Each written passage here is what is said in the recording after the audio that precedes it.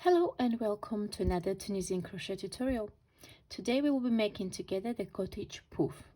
So this is a wonderful beginner-friendly project that allows you to practice various techniques such as working with 2 strands of yarn at the same time, practicing your Tunisian simple stitch to make a beautiful addition to your home decor. So for this project you will need a wheat crochet wool of the Andes in 4 different colors. So we will have the creme brulee, which will be our primary color, and then this will be combined with 3 other colors. So we have the grass, we have green grass, we have camel heather, and we have silver. Have a look at the Wheat Crochet website. They have a wonderful selection of different colors, so you can make the project as suited for your home, but I've selected these 4 colors for my sample. So you will also need 8mm Tunisian crochet hook, which is size L or 11 in the US terms, and you will need a short cable extension. So I've used 10 inches extension. Aside from the yarn and hook, you will also need fiber fill or something to fill in your project once you finish it. You can either sew it completely or you can use zip. So for my project I've used 15 inches zip. That is optional. You will need tapestry needle to weave in your ends and also to assemble the project, and you will need scissors. The final size of your project will be approximately 16 by 16 inches. We first start with the project using the primary color. So for me this is the creme brulee, and you will make a slip knot.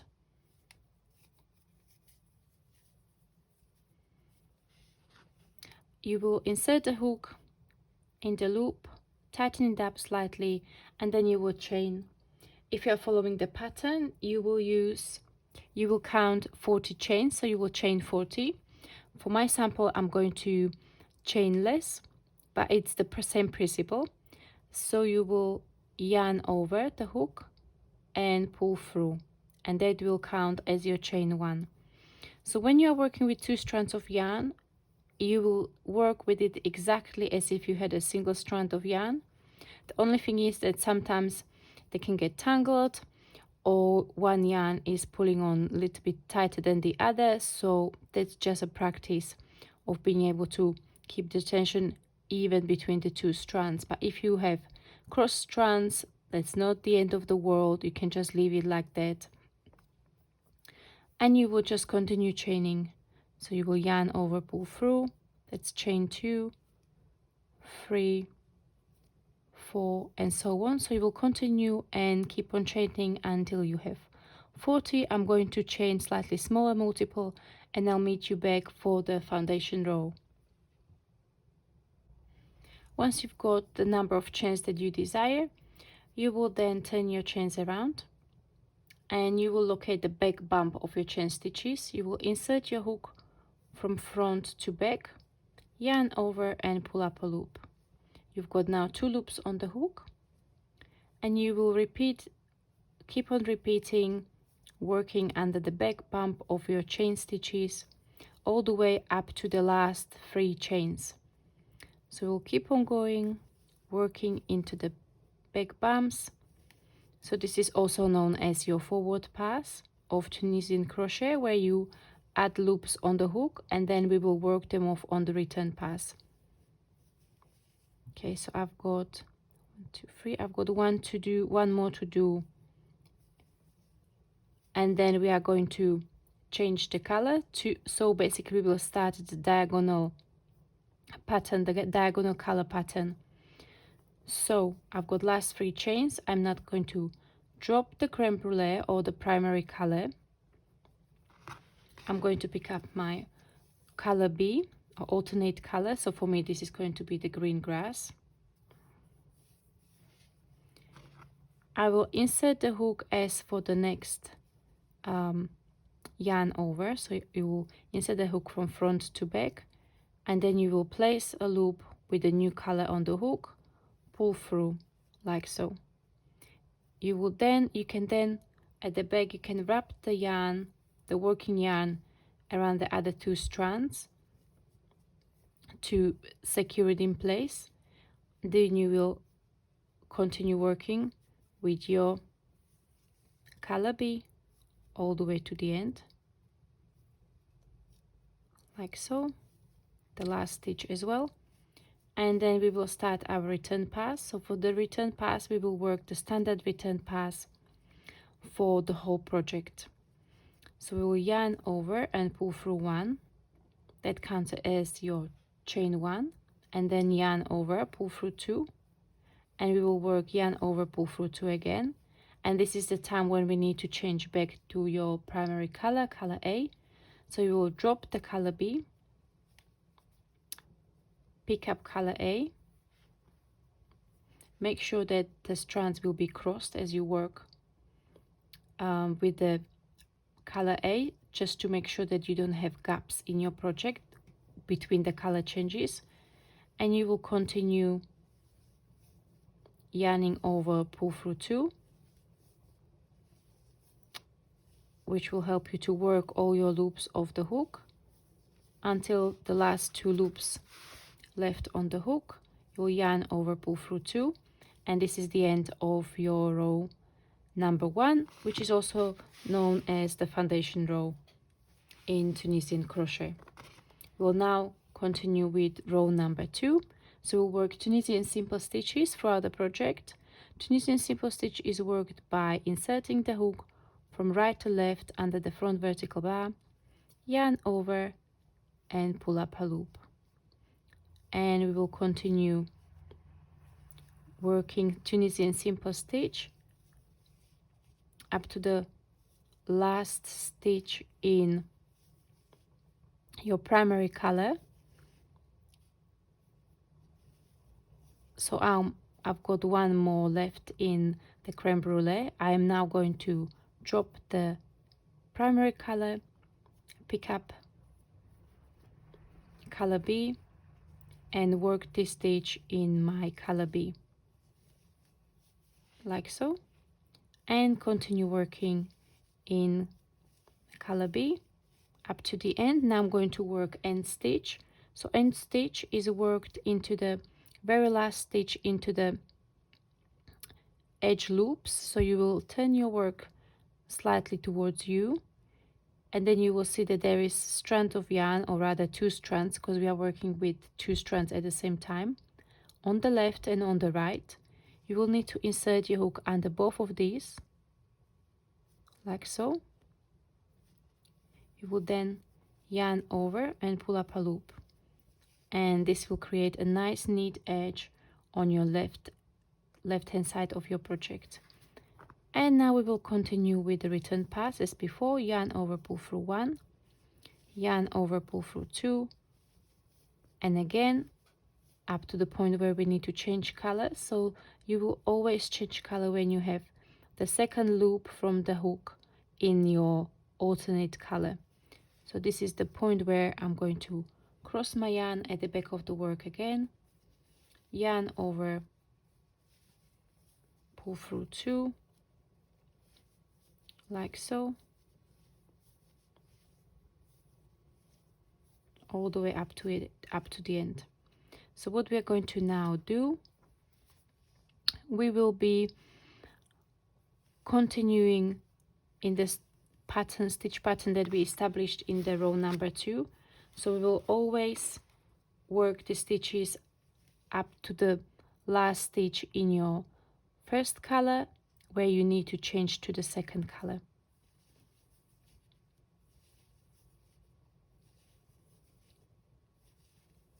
like so. So the second, now we've got one more stitch left in the primary color, we change to B and continue working your Tunisian simple stitches across the row.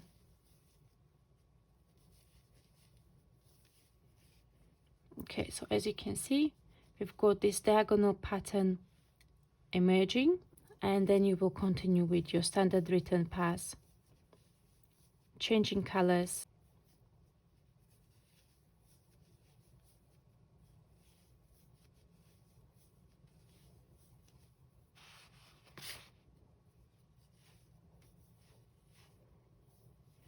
Okay, so we are now going to continue working the same stitch pattern all the way until the row where we will have the first 3 stitches, so which is this loop on the hook, and this first and second worked stitches in your primary color, and I'll meet you at that point.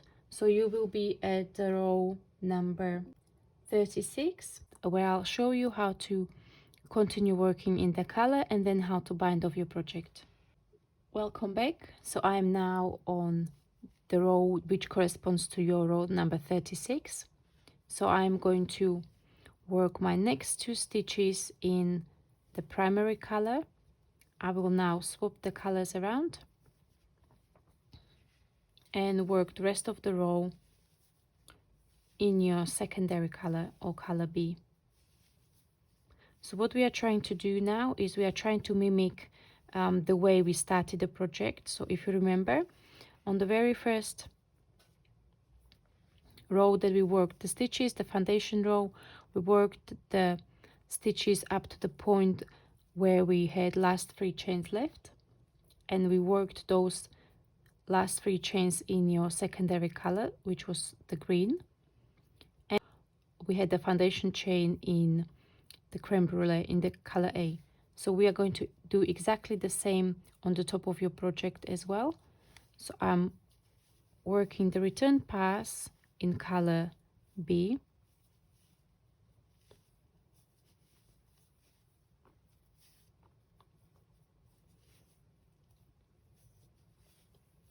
I will now have my last 3 stitches. I change colors. I will have my last 3 stitches in color A, so the bottom and the top mirror each other. And now, to match the bottom edge, we are going to work Tunisian simple stitch bind off in your color A, and this corresponds to row number 37. So on row number 37 you should have a project which has got those diagonal lines separating the 2 colors, and you will have the foundation chain and your bind off in color A. And if you are working on a similar gauge or tension as per the instruction in my pattern, you will have a square which measures approximately 16 by 16 inches. If it's slightly less, you can help it to shape it with gentle blocking. Okay, so now we are going to do Tunisian simple stitch bind off. So we will work the bind off by inserting the hook under the front vertical bar of your next stitch, yarn over, pull up a loop, and we will pull the loop through the stitch on the hook, and we will keep on repeating, inserting the hook as for Tunisian simple stitch, work the Tunisian simple stitch and pull through the loop on the hook.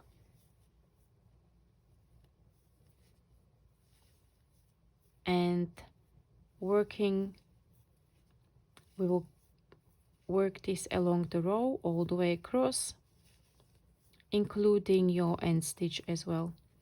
So you will insert the hook as for end stitch, yarn over, pull up a loop, pull through the loop on the hook. You will then cut your yarn, pull it through, and as you can see, it curls quite a bit.